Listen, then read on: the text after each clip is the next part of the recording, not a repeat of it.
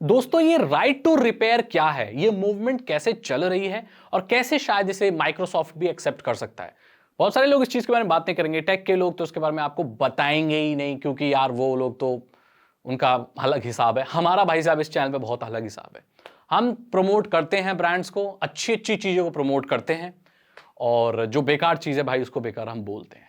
अब हम बात करने वाले हैं ये क्या घपला चल रहा है।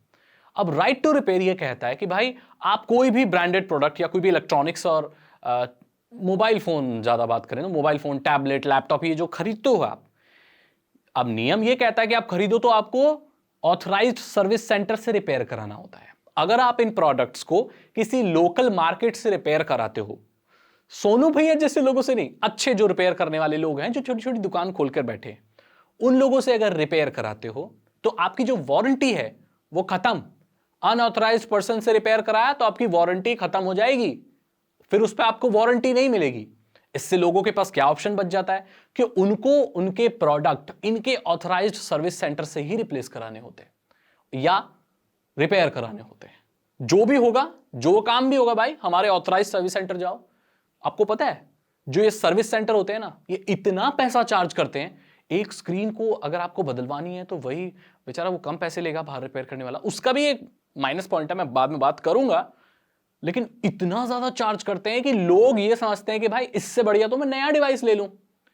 और कंपनी यही चाहती है कि आप अपने फोन को अगर कोई खराब हो जाए ना तो रिपेयर मत करवाओ, आप नया ही फोन ले लो। अगर वो वारंटी पीरियड में है या जो भी है तो आप वहां सर्विस सेंटर जाओ और वहां पैसा भरो उनको, बाहर मत करवाओ, क्योंकि बाहर वो सस्ते में भी कर देगा।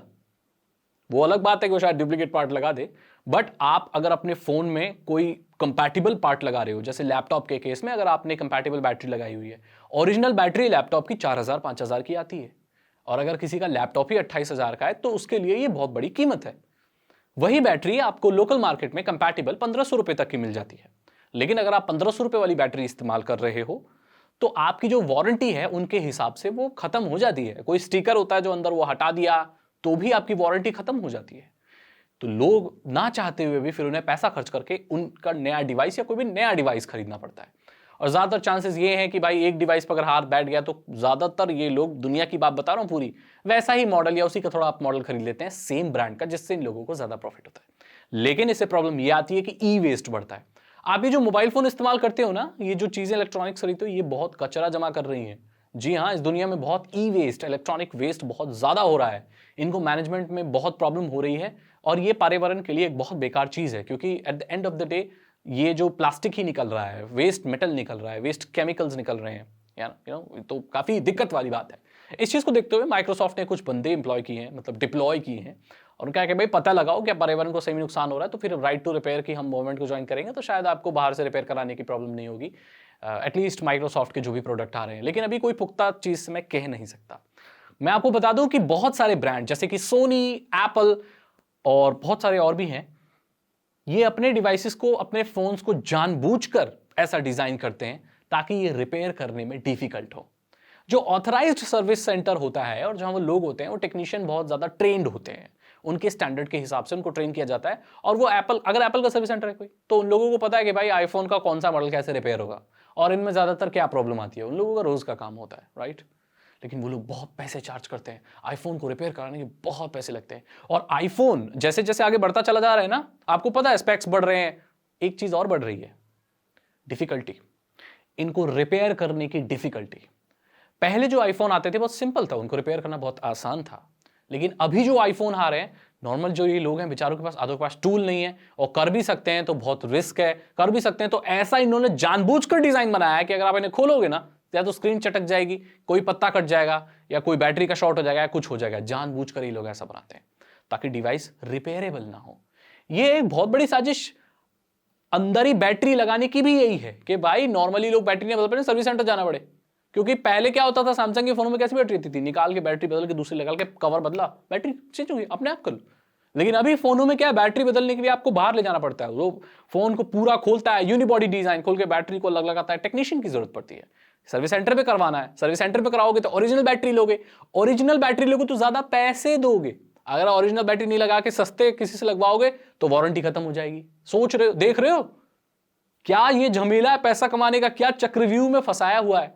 और एप्पल आईफोन और बहुत सारी बड़ी बड़ी बड़ी कंपनियां ऐसी चीजें भी बना रही हैं कि आप कोई और लोकल पार्ट या कोई कंपैटिबल पार्ट लगाओगे ना तो आपका फोन ऑन ही नहीं होगा। वो ऐसे कोडेड है कि भाई ऑथराइज्ड प्रोडक्ट ही जो उसकी कोडिंग है वही सीरियल नंबर वाला लगेगा जो उन लोगों के पास होता है, बाकी कोई कुछ चीज लगेगी नहीं। ऐसा है कि आईफोन जो रिपेयर होते हैं फिर उनका टच काम नहीं करता, मतलब टच आईडी काम नहीं करती, ऐसी चीजें होती है क्योंकि उन लोगों ने ऐसी कोड करके रखा होता है।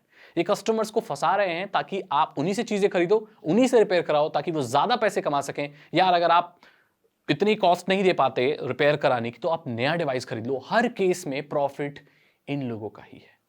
तो राइट टू रिपेयर, मैं मानता हूं कि ऐसा होना चाहिए। आप अपने डिवाइस को कहीं से भी रिपेयर करा सकते हैं और इससे आपकी वारंटी खत्म नहीं होनी चाहिए, मुझे तो यही लगता है। और ये सर्विस सेंटर्स को रिपेयर करने की जो भी वो हैं ये थोड़े कम रेट करने चाहिए। अब देखो एक नेगेटिव पॉइंट भी है, अगर आप ऐसे लोकल लोगों से कराते हो तो मैंने भी करवाया था। तो एक फोन था वीवो का जो मैंने रिपेयर कराया था, वीवो V15 Pro। तो मैंने उसकी स्क्रीन टूट गई थी एक्चुअली, तो मैंने उसकी स्क्रीन लगवाई तो उसने लगा तो दी, 2500 रुपये की स्क्रीन लगाई उसने, जबकि वो ओरिजिनल स्क्रीन 7000 रुपये की आती है। क्या पता शायद वो ज़्यादा महंगी बता रहा हो ओरिजिनल जो होती है। तो मैंने लगवाई वो 2400-2500 की। तो उसमें जो टच है जो स्क्रीन के उसमें क्या था कि स्क्रीन से ऊपर ही ऐसे टच कर सकते हैं, on screen touch screen, on screen fingerprint scanner बोलते हैं उसको, क्या बोलते हैं, तो वो होता है। तो वो काम नहीं कर रहा था क्योंकि डुप्लीकेट बैटरी थी और उसका जो कलर था वो इतना अच्छा नहीं था और डार्क लाइट नजर आता लाइट, तो मतलब इतना अच्छी क्वालिटी की नहीं थी वो। तो ये एक माइनस पॉइंट होता है कि इन लोगों के पास चाइनीज प्रोडक्ट होते हैं, चाइनीज पार्ट्स होते हैं, रिपेयर करने के टूल्स भी अजीब से होते हैं, तो वो उतना अच्छा नहीं रहता। उन लोगों से रिपेयर कराने के बाद वो रिपेयरेबल ही रहती है चीज़। अभी देखो अभी की बात है, मेरा एक टीवी खराब हो गया था, एलईडी टीवी, तो मैंने रिपेयर पर्सन को बुलाया तो पीछे की उसकी एलईडी नहीं जल रही थी, सो बैकलाइट नहीं जल रही थी उसकी, बाकी सब ठीक था टीवी। तो उसको समझ नहीं आया कि भाई उसको मदरबोर्ड से कैसे ठीक किया जाए ताकि वो जो उसका एलईडी ड्राइवर है वो पीछे की एलईडीज को जला सके। बेसिकली जो टीवी होते हैं ना हमारे, इनके पीछे ऐसी ऐसी लाइट की स्ट्रिप्स होती हैं जो लाइट थ्रो करती हैं एक पर्दे पे, आगे एक पर्दा होता है, उसी पर्दे पे पिक्चर चलती हैं और जो ब्राइटनेस और जो लाइट आपको दिखती है स्क्रीन पर वो उसके हिसाब से होती है जो पीछे एलईडी लगी होती है। तभी इन्हें एलईडी टीवी कहा जाता है, इनके पीछे एलईडी ऐसे लाइट थ्रो करते हैं। तो वो नहीं चल रहा था, तो उसने क्या किया, बाईपास करके उन एलईडी को डायरेक्ट एक 12 वोल्ट के अडाप्टर से या किसी कितने वोल्ट के उससे एक छोटे से अडाप्टर से चला दिया। अब मेरा टीवी चल तो गया बट उसकी जो ब्राइटनेस है बहुत कम है क्योंकि वो छोटा सा कितना ब्राइट चलाएगा एलईडी को। अब मैं दोबारा उसको टेक्नीशियन को आने के लिए बोल रहा हूँ तो 1 महीना हो गया वो आ ही नहीं रहा, उसने गोली दे दी मेरे को। तो ये कराने में दिक्कत तो रहती है, लेकिन इन लोगों को थोड़ा पैसा कम करना चाहिए और आप कहीं से भी रिपेयर कराएं, इस चीज़ की आज़ादी आपको होनी चाहिए और ऐसे वारंटी ख़त्म नहीं करनी चाहिए इन लोगों को। ये सारी चीज़ मैंने आपको बता दी और काफ़ी मूवमेंट चल रहा है, काफ़ी लोग इस चीज़ को सपोर्ट कर रहे हैं। मैंने बता दिया आपको क्योंकि ये चीज़ आपको जानने का हक है। ये लोग जो भी चालू चीज़ें कर रहे हैं, लोग कैसे डिज़ाइन को ऐसा बना रहे हैं जो बहुत डिफिकल्ट है फिर उनको रिपेयर करना। एंड सिंपल बनाया जा सकता है लेकिन 12 स्क्रू लगाएंगे, ऐसी नीचे स्क्रू लगाएंगे, कोने में लगाएंगे, ऐसा स्क्रू लगाएंगे जो उसका स्क्रू ड्राइवर मिलता नहीं है। ये जानबूझकर करते हैं ऐसा लोग। आपको पता चल गया होगा। अगर आपको ये वीडियो अच्छी लगी तो इसे लाइक करें, अपने दोस्तों के साथ शेयर करें। साइबर सिक्योरिटी और इथिकल हैकिंग में इंटरेस्ट है तो डिस्क्रिप्शन चेक करें। 299 रुपीज़ के 3 इथिकल हैकिंग कोर्सेज है जो आसान भाषा में आपको इथिकल हैकिंग सिखा देंगे। मैं मिलता हूं आपसे अगली वीडियो में। Thank you so much and good bye.